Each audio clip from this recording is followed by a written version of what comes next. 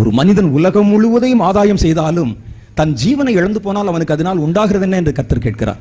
இந்த உலகம் முழுவதும் ஆதாயம் சொல்றது உலகம் முழுசும் பணம் சம்பாதிக்கிற மாத்திரம் இல்ல, உலகம் முழுவதும் நீங்கள் ஆத்துமாக்களை ஆதாயம் செய்தால் கூட, உலகம் முழுசும் நீங்க ஆத்துமாக்கள் ஆதாயம் செய்யணும். ஆண்டவரே, அமெரிக்காவில் இருக்கிறதே பெரிய சர்ச்சு என் ஊழியத்து மூலம் தான் வந்தது.